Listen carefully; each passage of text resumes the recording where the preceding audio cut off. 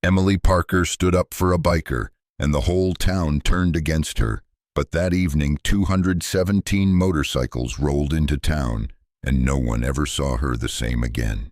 Hello, everyone. Welcome to Social Justice. Let's begin. The corner tap sat quietly on a street corner in Redwood Hollow, a small town with more silence than stories.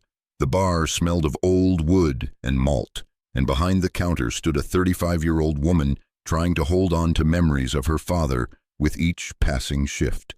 Emily Parker once had a stable job in the city, a rehabilitation nurse. But after her father, a retired veteran, suffered a stroke last year, she packed up everything, returned to Redwood Hollow, and reopened the family bar. The town was small, the memories were large, and the bills, they only grew heavier each week. That afternoon, as sunlight burned down like a kiln, the bell above the glass door chimed, a daily sound, but this time it made Emily freeze. A man stepped in, built like a slab of concrete, weathered leather jacket, dust-covered boots, a beard gone silver down to his chest. On his back, a skull with wings, the unmistakable logo of the Hells Angels. No one said a word, but the silence said everything. A few patrons turned away. One put down his glass and muttered something about being late. Emily didn't speak. She just watched, not out of fear, but curiosity. The man walked slowly to the far end of the bar, leaving a clear space between him and everyone else. It wasn't the kind of distance that says, I don't want trouble. It was the kind that says, I'm used to being seen as trouble.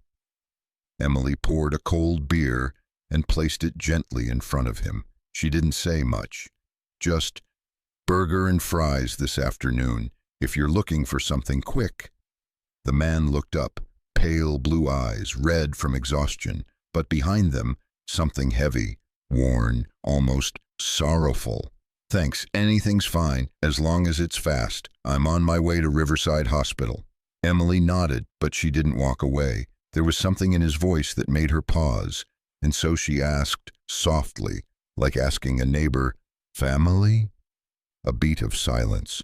The man gripped the cold glass so tightly, his knuckles turned white. My daughter, accident yesterday. They're not sure if she'll make it through the night. The words didn't echo, but somehow the room went still. Not because he'd said it loudly, but because what he said was just too heavy to ignore. Emily swallowed hard, looking at this man, leather, tattoos, rough edges, and saw something strangely familiar in his eyes. Not anger, not pride, but the fear of a father who might not get another morning with his child. The beer was still untouched, but the air in the bar had thickened like every window had just been shut. Emily steadied herself and turned to the kitchen. She could feel the eyes behind her, watching, waiting, wondering what she would do with this outsider. Across the bar, the man, Rye, sat quietly, his large hand resting on the wood, thumb tracing an old crack in the surface like he was trying to calm himself. Then, the bell rang again. Not gently this time. 2 police officers entered. Brennan, tall, smirking, and Taylor, quiet, younger. They were regulars. Emily had poured them beers more times than she could count, but this time they didn't sit in their usual spot. They flanked Rye, one on each side. Brennan eyed the leather jacket, chuckled. Town's so quiet these days. Even hell's got tourists. No one laughed. Emily froze, hands still on the fryer. Just passing through, ordered food. Then I'll leave, Rye said, eyes on his beer. Yeah, but we need to know who's getting served, don't we? Brennan looked at Emily. Check his ID for me, will you? We got alerts about a few bikers drifting near Route 84. Rye reached for his wallet. Slow, careful. But the moment he moved, Brennan's hand dropped to his gun. Emily saw it, and in that instant, something in her rose up, like reflex. The silence of her father after the stroke, the fear in Rye's voice when he spoke of his daughter, and the cold indifference of a man in uniform. She stepped out from behind the counter. He's a customer, she said, softly but firmly, and he hasn't done anything wrong. Brennan looked at her, tilting his head slightly. What do you think you're doing, Emily? I'm doing what my father taught me, she replied, steady. You judge a man not by what he wears, but by how he acts. Brennan stood, a full head taller than her, his shadow stretched across the bar like a wall. Your father would be ashamed seeing you take the side of someone like that. That line hit something raw. Emily pressed her lips together, took a slow breath. My father served in the military, she said. He knew what it meant to see a brother fall, and what it meant to be misjudged just for being different. And if he were here today, she added, her eyes locked with Brennan's, he'd stand right here with me, not because of the jacket, but because this is a father, just trying to reach his daughter. The air in the room held its breath. A few customers looked up, some looked away, others raised their brows, like they were seeing Emily for the first time. Rye placed his glass down. His voice was hoarse, low, but unwavering. I just need a meal and a little time before I find out if my kid lives. Brennan rolled his eyes, tossed a few coins onto the counter. Suit yourself, but this town has a long memory. And with that, he turned and walked out. Taylor followed quietly behind. The door shut, but the silence left behind wasn't the same. No longer contempt, no longer curiosity, just quiet. Emily stood behind the counter. Her hands trembled slightly, but her chin was held high, and Rye, still seated, said softly, "Not many people would have done what you just did." Emily gave him a small smile. And the next morning, Redwood Hollow wasn't quite as peaceful anymore. When she arrived to open up the bar, something caught her eye on the front door, a piece of paper taped up messily, thick red marker scrawled in ugly handwriting. Redwood doesn't serve bikers or biker lovers. No name, no signature, just prejudice, loud and cowardly, on a crumpled sheet of paper. Emily peeled it off, her hands steady, but inside. A hollow thud echoed in her chest. Inside, everything looked the same, glasses lined neatly, sunlight casting long golden streaks across the wood floor, but no customers. Lunch hour came and went, not even the usuals, not even old Mr. Barry in his corner booth with the newspaper, not even the sound of a spoon against a glass, just the tick of the wall clock, and the kind of silence that made you hear your own thoughts louder than you'd like. By 2 p.m., Emily was ready to call it a day, maybe a week. Then the door creaked open, not the cops, not the usuals. Two strangers entered, a man in his 50s, faded denim shirt, and a woman with long gray hair tied in a neat bun. On the man's shirt, a small angel wing pin, Hell's Angels. He gave a quiet nod. You, Emily Parker? Yes. I'm Thomas Mercer, Rye's older brother. This is my wife, Sarah. Emily nodded, invited them in, poured water without even thinking. Her body moved out of habit, not hope. We came to thank you, Sarah said softly, sincerely. Rye told us what happened last night. You were the only one who stood by him. Emily pressed her lips together, a little embarrassed. I just didn't like how they treated him. Thomas shook his head gently. No, you saw the father in a man wearing a biker vest. Not everyone can do that. Emily sat down, folding a napkin between her hands. Did Rye say anything about his daughter? Sarah exhaled, then nodded. Her name's Jessie, 17, just got an art scholarship. Last week she was hit by an SUV while riding her bike. Spinal fracture, head trauma. They say the next 48 hours are critical. Emily closed her eyes for a second. I'm so sorry. No, Rye's the one who's grateful, Sarah replied. He said the woman behind the bar didn't see a biker. She saw a dad. The room sat still for a few quiet breaths. Sarah looked around the bar at the empty seats, the dimmed lights on one side of the counter. We didn't come here to give you money, she said, her voice calm but unwavering. You don't need charity. Exactly, Emily replied with a faint, dry smile, her eyes slightly pink at the edges. Thomas leaned against the counter, his voice low and grounded. Well, let us send you a few customers then. Emily raised an eyebrow. What do you mean? Thomas didn't answer right away. He simply pulled out his phone, unlocked the screen, and gave her a small wink. You might want to get ready. Things are about to get a little loud. About 45 minutes after Thomas and Sarah left, Redwood Hollow was no longer a sleepy little town. From a distance, it began like a murmur, then a rumble, then waves of thunder. Emily was wiping down the bar for the 12th time when the windows began to vibrate. The glasses rattled slightly. She looked up, and her eyes widened. Down the town's usually empty main street, motorcycles rolled in like a wave of steel and leather, gray and black machines crawling toward the bar like a slow-moving tide. They came from both directions, in pairs, in clusters, big bikes, loud bikes, vests with skull logos, angel wings, and patches from clubs she didn't recognize. Not one or two, hundreds, 100, then 150, then 217. She didn't count, but Sarah had texted her that number with a smiley face. Emily stood behind the glass door, frozen. She didn't know whether to run or stand her ground, but her feet didn't move.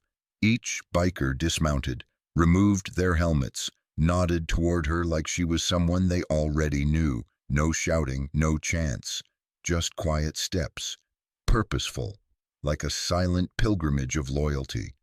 The first to reach the counter was a large man with a silver beard and a presence like a grizzly bear.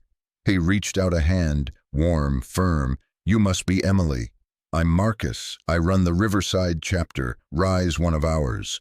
Emily shook his hand, still unable to find her voice. Hope we're not causing too much trouble. We're just hungry. That gentle joke cracked the ice around her heart. She let out a laugh, like finally taking a breath after holding it all day. Soon after, a group of bikers headed straight for the kitchen to help prep food. Emily manned the bar. Another group ordered drinks, sodas, non-alcoholic beers, all paid in cash, all tipped like kings. Within 30 minutes, the once empty tap room was buzzing, full of laughter, voices, and the warmth of human noise. Leather vests, skull patches, wild beards, tattoos. It was a surreal scene, but it was beautiful. Then the door opened again. Rye Mercer stood in the doorway, tired, but his eyes brighter than yesterday. He walked in, nodded to the crowd, and locked eyes with Emily. Hope you don't mind. I brought a few friends. Emily shook her head, smiled, poured him a fresh pint. As long as they don't steal all the fries, we're good. Rye took a seat, and for a while, neither of them spoke. Just two people, once strangers, sitting in quiet understanding, surrounded by a world they never thought they'd belong in. Then Rye turned toward her, voice trembling just a bit. Jessie, my daughter, she woke up this morning. The doctors say there's hope, real hope. Emily covered her mouth, her eyes welling up. I'm so happy for you. And she wants to meet you. She said, I want to see the woman who stood by my dad when no one else would. It wasn't a grand moment, no spotlight, no sweeping music, but to Emily, it felt bigger than any celebration. No one clapped. But every set of eyes in the room, bikers, bartenders, strangers, nodded quietly in her direction. As the late afternoon sun dipped lower, Marcus, the head of the Riverside chapter, stood from his seat and clapped twice. The noise in the bar softened, laughter faded, glasses hit the tables. The whole room turned to the towering man with kind eyes and a steady voice. I want to thank Emily Parker, he said, slow and deliberate. Not for the beer, though the beer's pretty good. Light laughter rippled through the room. I want to thank her for seeing the man in our brother when the rest of the town could only see a logo. He paused, then his tone sharpened. And I want to make something real clear to anyone in Redwood Hollow who still has doubts. From this day forward, the corner tap is under the protection of the Hells Angels. The room erupted, cheers, whistles, glasses raised high, and in the back corner, Officer Taylor, the same one who had entered with Brennan the day before, sat quietly. He gave a slow, respectful nod. Marcus glanced over, eyebrow raised. We clear, officer? Taylor nodded immediately, a bit awkward but sincere. Crystal. After the declaration, something loosened in the air, like a spell breaking. Someone turned on a Bluetooth speaker. Classic rock hummed through the bar. An older biker wheeled in a mini charcoal grill and started grilling sausages out back. Children from the neighborhood who had been peeking from behind fences now ran up to the bikes, eyes wide, fingers outstretched, touching chrome, asking for stickers. And the best part? The townsfolk came back. A few of Emily's regulars, ones who had ghosted her the day before, shuffled in, unsure. They sat cautiously, but the bikers, they smiled, made space, poured drinks, started conversations. One elderly woman chatted with a biker grandmother about quilting. A veteran realized the man beside him had also served in Iraq. The local high school principal debated education policy with a biker, who turned out to be an adjunct college professor. In a quiet corner, Emily stood beside Rye.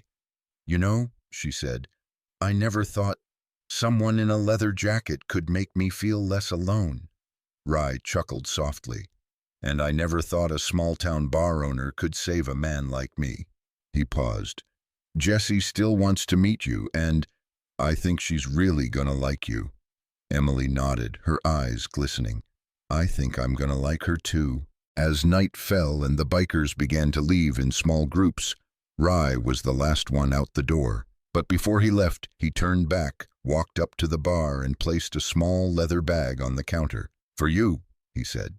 Emily opened it. Inside was a custom-made black leather jacket, a small Hell's Angels patch on the shoulder, and embroidered across the back, "Friends of the Angels, the bravest bar owner we know." She stood still. One hand ran gently over the stitching. Then, without a word, she reached for a hanger and hung the jacket right beside her father's old military apron. The next morning, Redwood Hollow felt normal, or at least almost normal. Emily opened the corner tap as usual. Coffee brewed, counters clean, lights warm. And then Brennan walked in. No tailor, no badge, no swagger, just himself, in plain clothes. He approached slowly, set a silver coin on the wooden counter. "Black coffee, if you don't mind." Emily poured it, set it in front of him with a soft smile. "I serve everyone the same, you know that." The bar wasn't packed that day, but it was warm, and as Emily stood behind the counter, she glanced toward the wall, where two garments hung side by side, her father's faded army apron and Rye's gleaming leather jacket. She smiled to herself. Not everyone sees what's right, but sometimes when one person dares to do the right thing, an entire town might just follow. If this story touched you, like to share kindness. Subscribe for more true, powerful stories. And don't miss the next video. It's one you won't want to skip. See you next time on Tales Unveiled.